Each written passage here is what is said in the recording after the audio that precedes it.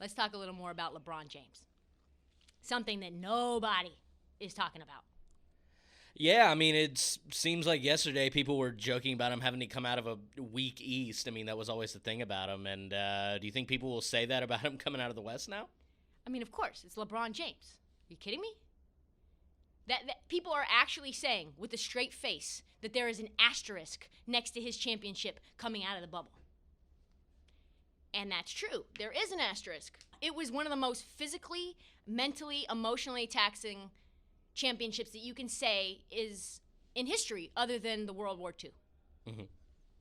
And this season, of course, is going to be worse because you have an entire season in a pandemic. But haters are going to say that LeBron James's every single ring is photoshopped. But what is not being talked about is the fact that LeBron James decided, you know what, I'm going to go west in the middle of a Golden State dynasty. How about that for a week? He didn't know that KD was going to leave. He didn't know that Klay was going to get injured. Houston was still stacked. At that point, the West was stacked. And now, somehow, mysteriously, people will say that the East is stacked. The East is fucking stacked. You've got the Celtics, you got the Heat, you got the Sixers, you got the Nets, you got the Bucks. 5 out of the top 7 teams probably in the East.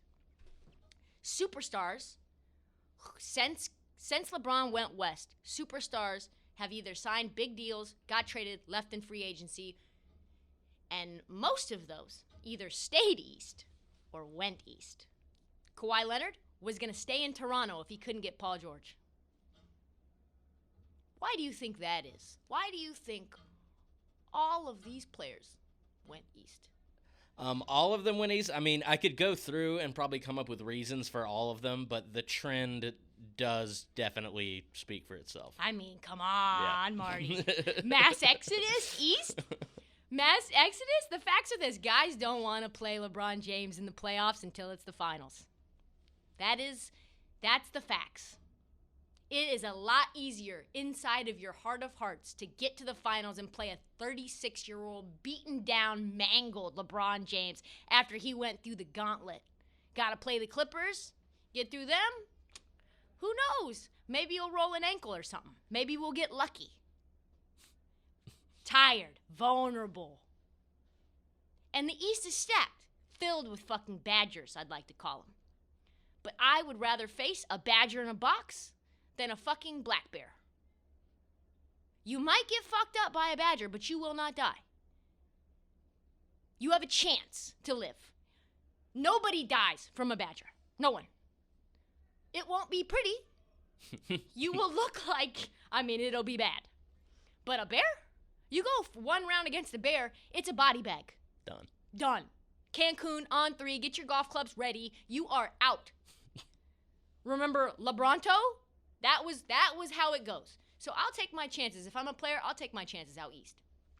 And it's bizarre to me, like First Take, SVP, all these little pundits. Nobody wants to talk about the mass exodus. Running from the grind, switching teams, avoiding the king. Creating full 3-star teams? We have James Harden, Kevin Durant, and Kyrie Irving on one team, folks. Do you think that happens if they don't think that's what's necessary to win a ring? And who do you think that they want to beat? Folks. Look at the Heat getting Jimmy. Celtics with Kemba Walker, Gordon Hayward.